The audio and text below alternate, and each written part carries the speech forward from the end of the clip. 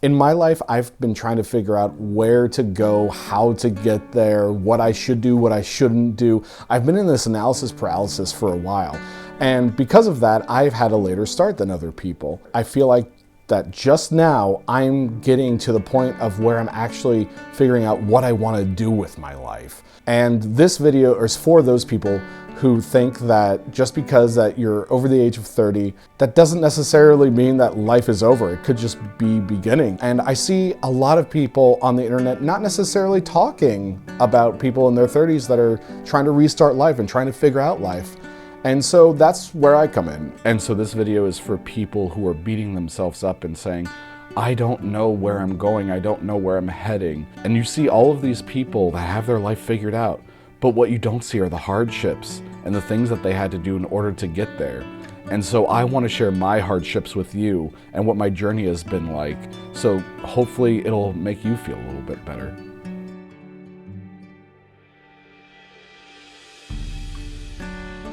I'm going to start this off with telling you about my GPA in high school, which was a 1.8. And if you can imagine, you would think that this kid is not very bright, he's not very educated, he's not self-motivated. And while those things were necessarily true, just by a casual glance, it wasn't necessarily all of the truth. You see, I was never really given any direction in life or any rules or any guidance necessarily. All I was someone who was never experienced at bowling. So I go to the bowling alley, I pick up the bowling ball, and so I just keep on throwing the ball. And I was never given any tips. I never really thought how I could do better. All I knew was that I just had to keep on throwing the bowling ball, and then maybe at some point something would happen. And because of that, I never learned how to apply myself. I never learned how to be better than who I was that day. And because the bowling ball never got to experience any guardrails or any experience of just how do I make myself better, the person who kept on throwing the bowling ball, which was me, just kept on ending up in the gutter. Once I had graduated high school in 2009, I just kind of felt like a boat waiting in the water. The problem was that I was never really given a blueprint on how to effectively navigate life. And so after a while after graduating high school, I finally decided to get a landscaping job, and I saved up some money, and about a year or so had passed at that point, and I thought, well, nothing else is happening, might as well just give my community college a shot. And so I took a class, and it was Intro to Psychology, and I fell in love with it, and I actually proved something to myself because I walked away for the first time in years. I got an A at the very end of all of that. And something was born inside of me. I learned that, oh wow, I can actually do something. I can actually apply myself and something good can come of it. I found this newfound belief in myself of where I don't necessarily have to believe that I am a victim. I can believe that I can actually do things. I can take control. I can take power over my life. And thus that led into a domino effect of me eventually getting my Associates of Science at that community college. I was not destined to be the bowling ball in the gutter. I learned that I could adapt these new skills to accurately hit those pins at the end of the lane. This newfound confidence propelled me towards getting an Associates of Science degree at my community college and graduating with magna cum laude. And as much as psychology was a passion of mine, so was filmmaking. So I decided to apply to VCU, which was the best film program in Virginia. And I really wanted this. It was something that I thought that I could actually do now. Until I got the crushing rejection letter in the mail, and I realized, well, I guess I can't do that right now, so maybe I'll just apply to the psychology school there and figure it out from there. And so I went down and I lived in Richmond for about a year, and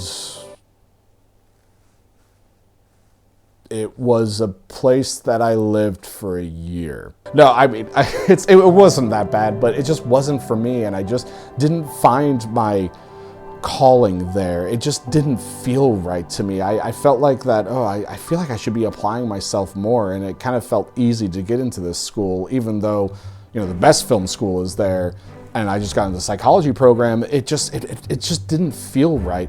And so I only stayed there for a year, and then from that I transferred to George Mason University. Instantly, I fell in love with this campus and this school, and I just felt so much more mentally challenged, and I met a lot of good friends along the way.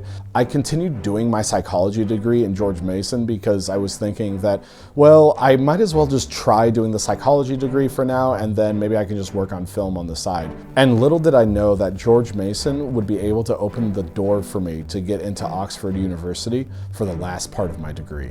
To go from a 1.8 GPA to studying at one of the most prestigious schools in the entire world just blew my mind. I had all these self-limiting beliefs, and then to just keep on progressing and climbing the ladder and keep on doing well in school to finally be at the place that I've always wanted to be. My self-limiting beliefs of how I didn't think I was good enough or I was smart enough were challenged as soon as I went to that university. With that, I graduated and I got my BA in psychology. And still, there was this itch in the back of my head just thinking, I still really want to try filmmaking out. And so I decided to apply to the best film school in the world, USC. And with a 3% acceptance rate, I thought, well, maybe I'll just give it a shot and see what happens. And it was so interesting because during that time, even though I knew that it was almost impossible to get into, this new confidence within myself started telling me, you know what? I think you're going to get in. And it was because of all of this repetition of all of these behaviors that I had and it was because I had challenged all of those self-limiting beliefs before that I started believing that I was actually going to get into this school.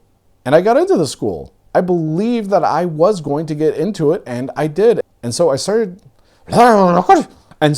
studying in 2020 at the USC Film School. And if you know that year very well, then you kind of know what happened. Which, yes, the coronavirus happened and the entire world shut down. So my entire degree started at the beginning of 2020, lasted only about 3 months. Well, technically 3 months in person, and then the rest was in person. And that gave me more time to reflect because even though I was studying at the best film school in the world, and even though it was the ticket to Willy Wonka's Chocolate Factory, was it really something that I wanted to do? I kept on finding all of these thoughts in my head thinking, is this really what I want? Do I really want to be here? Do I really want to make films? Do I really want to give all of this money away to potentially have just some kind of chance of getting into this industry? And I wasn't really sure. So I took a leave of absence and during the coronavirus. And then my friend and I moved back to LA, and I was still deciding if I was going to go back into that industry. And I started working at a production company, and I just didn't really like it. Which leads me to today, where I now live in Scotland, and I just obtained my MSc in counseling at the University of Edinburgh. And I wasn't really sure if it was going to be the right decision necessarily, but things just started clicking into place. And I finally feel like that I've found my path in life at 34. This is all to say that life doesn't have to have a linear roadmap.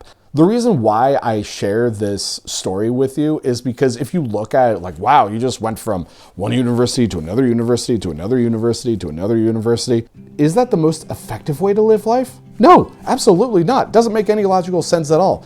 But because I went through that, it was better than doing nothing because I gained so much experience from it, so much life lessons from it that I'm glad that I am at least here now than I would have been before because I didn't know what else I was doing. It's all about meeting yourself where you are today and figuring out how you can move forward. I am still that 1.8 kid who didn't know what to do or how to do anything, but I still learned and I taught myself how to utilize these skills in order to get to where I am today. No one else was going to teach me these life skills. I had to figure them out for myself. And so the way that I kind of see it now is that instead of just being paralyzed and still not making any choices, in my idea at least, in my life, I have found that just taking the risk, being able to just say, you know what, screw it, I'm just going to take it and I'm going to see what happens, is worth it a lot of the time. No one was going to teach me how to effectively throw the bowling ball. I just had to pick up the bowling ball and then just throw it a couple of times, and then after a while try to figure out, okay, well, how can I navigate the ball so it just doesn't end up in the gutter? And this isn't to blame parents, although I do believe that parents do have a significant impact on your upbringing. However, after a certain point in time, you have to stop blaming other people because that's an outside source. That's separate from yourself. That's something that is external to you. You have to internally embody your own decisions and internally figure out, okay, how am I going to effectively navigate life? Because after a certain point, you don't have them anymore. Because what are you going to do? Mom and dad are gone, so who else do you have to blame? You have no one else. So that's when you have to start taking responsibility for your own self. It's almost like saying, okay, mom and dad were given a toolbox and I was the bicycle. And the bicycle wasn't necessarily well put together because mom and dad were only given the tools of, let's say, a hammer and maybe a socket wrench, just to be a little helpful. But maybe that's because they weren't given those tools themselves by their parents and they don't understand how to navigate life themselves. And so they did the best job with the tools that they had to make a bike the most effective that they could. And so that's all fine and good, but after a certain point, you need to take responsibility and just be able to say, okay, this is what I want to be now. So how do you move on from blame to acceptance? It's all about accepting everything about yourself. That's the only time that you can ever change anything about yourself. You have to accept every single thing about yourself before you can even change anything. Because a lot of people will say, how do I know what to accept about myself and how do I know what to change? But the first step is to accept everything about yourself and then you can change. If you're on a train and you constantly keep on thinking about the train stop that you missed, there's nothing you can do about it. The train is still going and you're not in control of that. You're not in control of time. So what can you do? How do you take your power back? Well, you get off at the next stop and then you assess from there. Maybe the train isn't going back that way. Maybe you have to get a taxi. Maybe you have to stay at somewhere for a night. Assess where you currently are, meet yourself where you are, and start implementing changes that can affect your life today. Of course, I could have been more effective with my choices in life, but if I keep on thinking about that, then all that's going to do is freeze me because I'm thinking about the past. And the past isn't going to do any good for me now, so I might as well just think about all of the actions that I can cultivate today and make it so that I can have a really good life tomorrow. I also learned that by thinking and worrying about things that I had done in the past is really just this freezing mechanism that's just keeping me stuck in where I currently am and stops me from ever progressing into what I could be tomorrow.